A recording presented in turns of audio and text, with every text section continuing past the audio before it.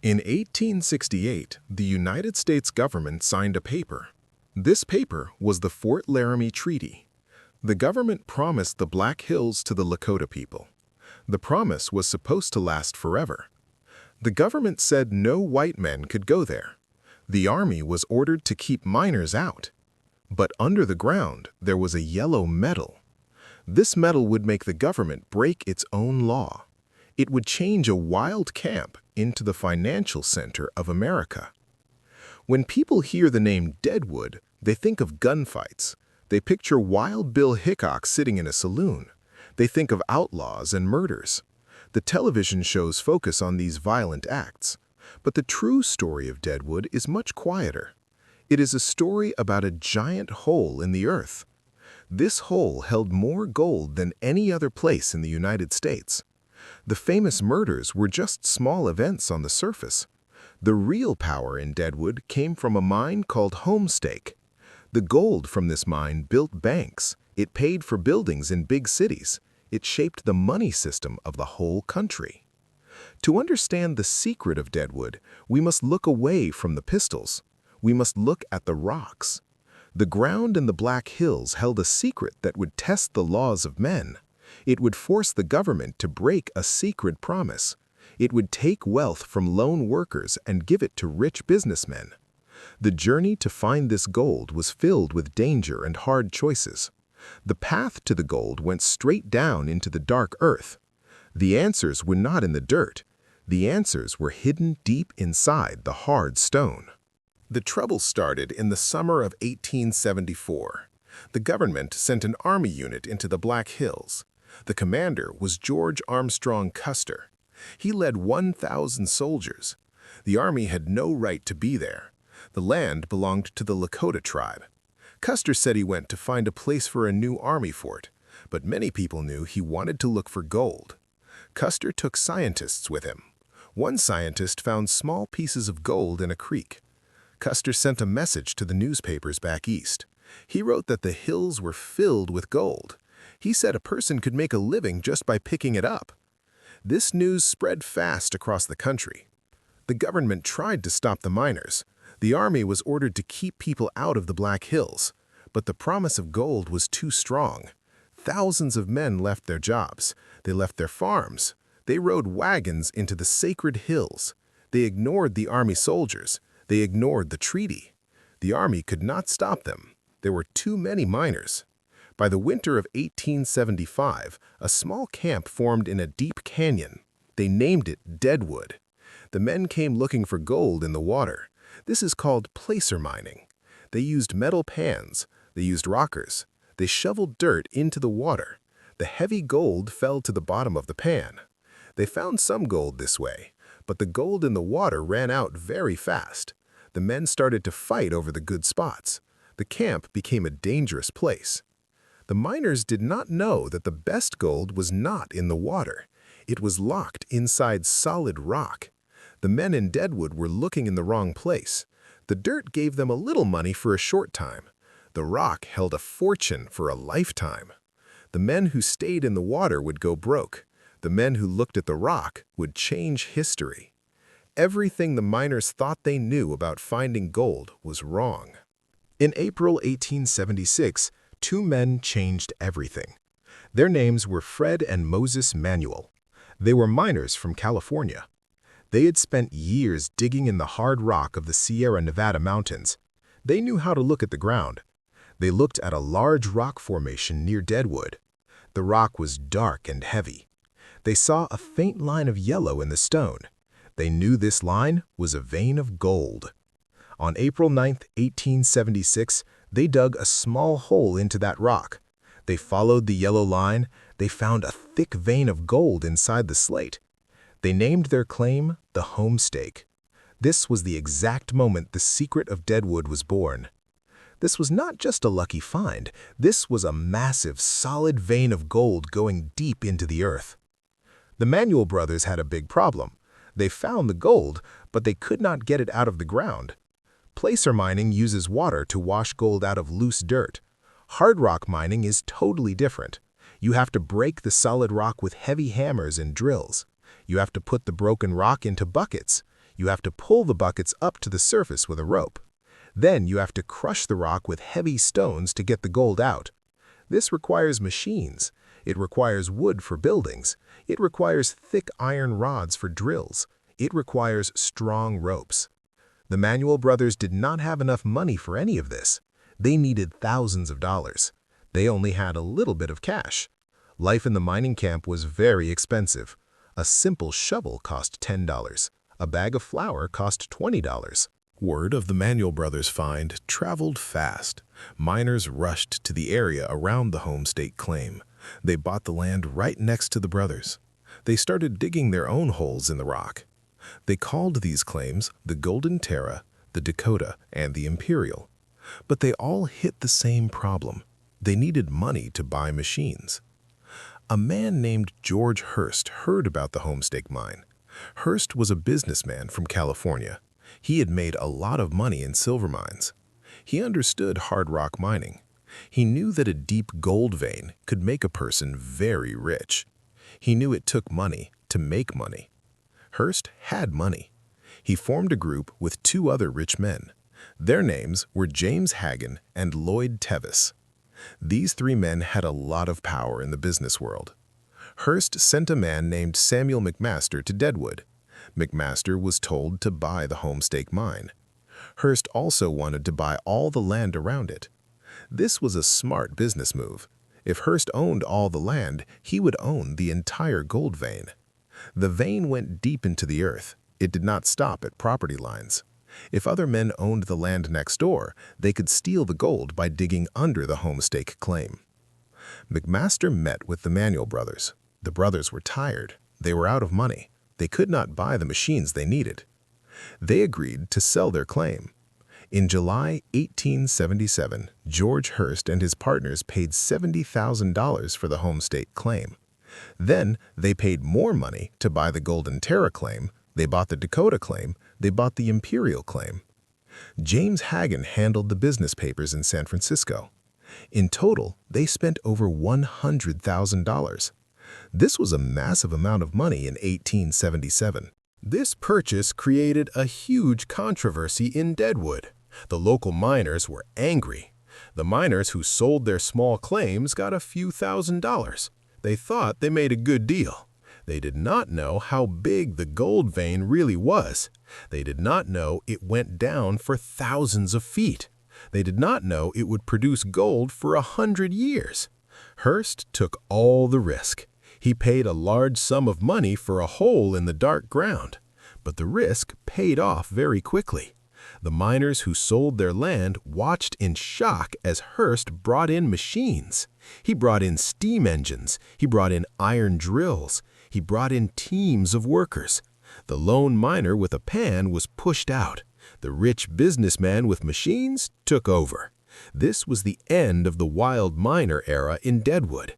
The industrial era began. The true challenge of the Homestake Mine was just starting. The gold was deep. The rock was very hard. The men had to dig straight down into the earth. This was called a shaft. The men stood on wooden platforms. They held heavy iron drills against the rock. Other men hit the drills with large hammers. They made small holes in the rock. They filled the holes with black powder. They lit a fuse and ran. The black powder blew up. It broke the rock into small pieces. Then they loaded the broken rock into wooden buckets. A steam engine pulled the buckets up to the surface. The deeper they went, the hotter it got. The temperature underground rose fast. Water leaked into the shafts from the cracks in the rock. The wood beams holding up the walls cracked under the weight of the mountain. Men got hurt by falling rocks. Men died in the dark tunnels. But the gold kept coming out of the buckets. Every ton of rock held a good amount of gold. It was a steady flow of wealth. There were no empty spots. The mine just kept giving. George Hurst did not stay in Deadwood. He left the hard work to his managers. He went back to his big houses in San Francisco. He went to Washington. He became a very powerful man in politics. The money from the Homestake Mine flowed into his bank accounts. This upset the people of Deadwood. The miners did the hard physical work. They broke their bodies in the dark tunnels. They breathed the dust from the explosions. They risked their lives every day. But Hearst got the millions of dollars. This caused deep, bitter feelings in the town. The poor men did the digging, the rich men got the gold. The town of Deadwood was split in two. There were the workers who lived in small wooden shacks, then there were the mine bosses who lived in fine houses. The wealth of the mine did not stay in Deadwood. The gold was put on trains. It went straight to the big banks in New York and San Francisco. It helped build the financial systems of the United States. The first part of the Homestake story is about a massive shift in power. It started with a broken treaty with the Lakota people. It moved to a wild rush for gold in the dirt. Then it changed into a big business run by rich men from far away. The discovery by the Manuel brothers in 1876 set the stage. The buyout by George Hearst in 1877 changed the rules of the game. The wild town of Deadwood now sat on top of a massive industrial machine.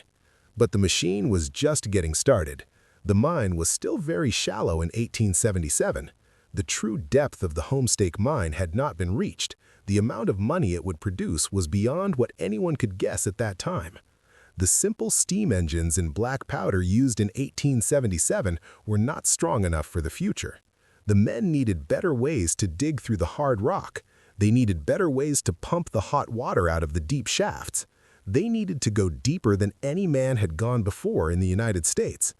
The next phase of the mine would test the limits of human engineering. It would pull the gold from the deep dark and push it into the banks of New York. It would change the way America did business forever. By 1880, the easy gold was gone. The miners in Deadwood had to look down. The steam engines at the Homestake Mine were too weak. The black powder was too weak. The rock under Deadwood was some of the hardest rock in the world. The mine was only a few hundred feet deep, but the gold vein went further down. If the men could not follow the vein, the mine would die.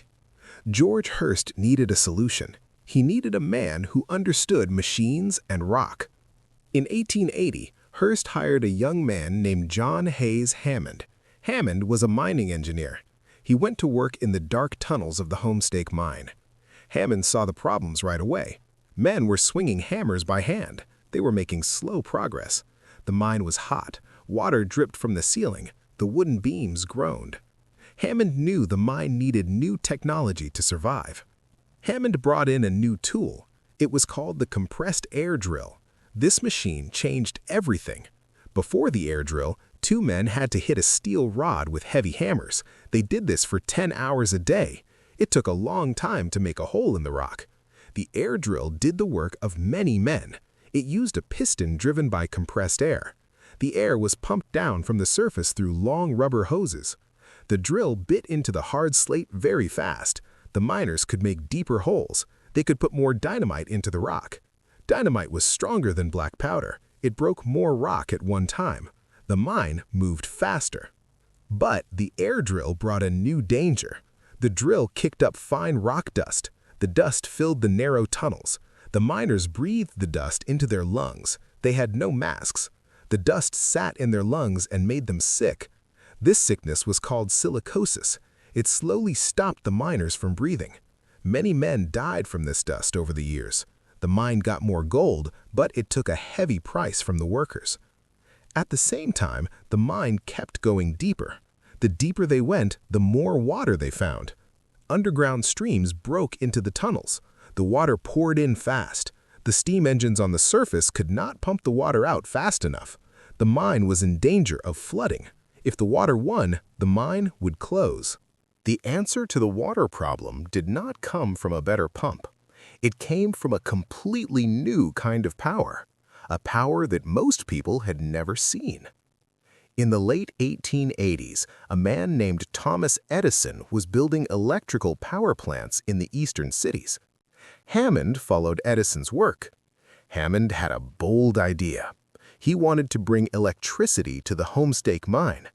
No one had ever used electricity to run a large gold mine before. Hammond went to George Hearst. He asked for a huge amount of money. He wanted to build an electrical power plant right there in the Black Hills. Hearst trusted Hammond. He gave him the money. In 1890, the Homestake Mine built its own power plant. It was one of the first industrial power plants in the world. The plant used coal to boil water. The boiling water made steam. The steam turned a large wheel called a turbine. The spinning turbine made electricity. Thick copper wires carried the electricity down into the mine. This changed the entire operation. The mine owners bought large electric water pumps. These pumps were much stronger than the old steam pumps.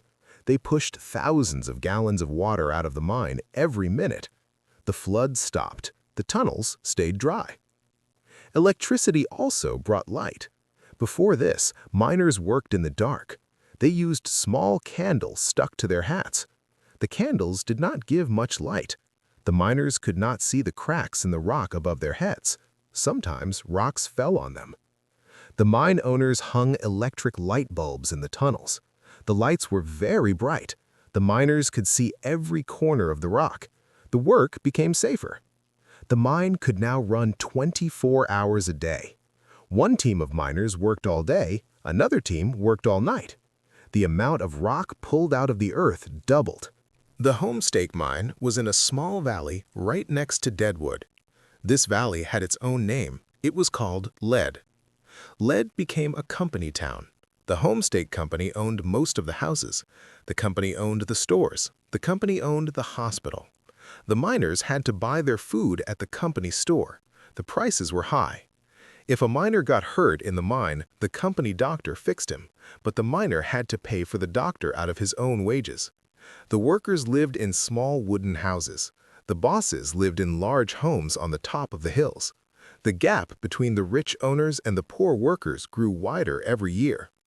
The mine was now a massive factory, but there was another secret to the wealth of Homestake. The rock they pulled out of the ground was crushed into a fine powder. The workers washed the powder to get the gold out, but the old washing methods left a lot of gold behind. The gold pieces were too small to catch. The mine had millions of tons of this crushed rock sitting in piles on the surface. It was called waste rock. In 1898, the Homestake Company tried a new chemical process. It was called the cyanide process. The workers built large wooden vats. They dumped the old waste rock into these vats. They poured a liquid chemical over the rock. The chemical was cyanide.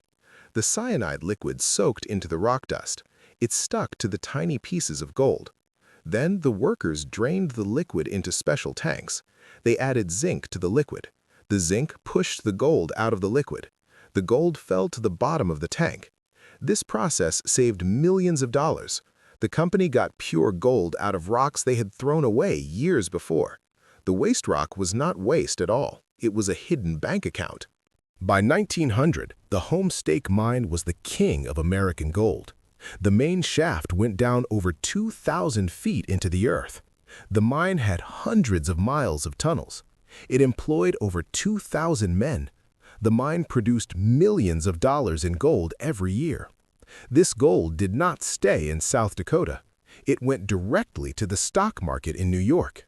The Homestake Mining Company became a major stock on the New York Stock Exchange. It paid a cash reward to its owners every single year. It paid these rewards for the next 100 years without missing a single payment. George Hearst became one of the richest men in America. He used his Homestake money to buy newspapers.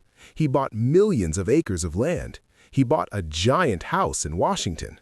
The money from the dark tunnels of Deadwood built modern American finance. Banks used the gold to back up their paper money. The United States was on the gold standard. The gold from Homestake gave the country financial power. But the men who did the work saw very little of this wealth. The miners worked 10-hour shifts. They rode small metal buckets down into the dark.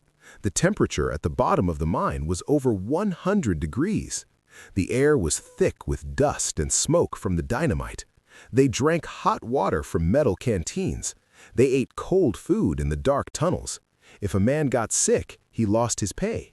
If a man got hurt by a falling rock, the company did not pay for his doctor. In 1900, the miners decided they had enough. They formed a group called a union. The union was the Western Federation of Miners. They asked for shorter workdays. They wanted to work 8 hours instead of 10. They asked for better pay.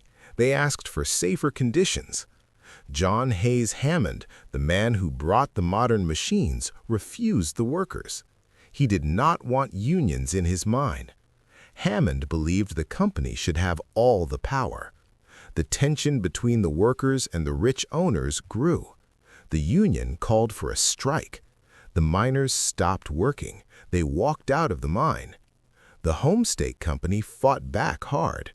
They hired new men to take the jobs. They brought in guards to protect the new workers. The striking miners stood outside the gates of the mine. They shouted at the new workers. They threw rocks. The situation became very dangerous. The governor of South Dakota sent the state militia to lead. Soldiers with guns stood on the streets. The soldiers kept the two groups apart. The strike dragged on for months. The miners had no money. They had no food. They could not feed their families. In the end, the union lost. The miners had to go back to work.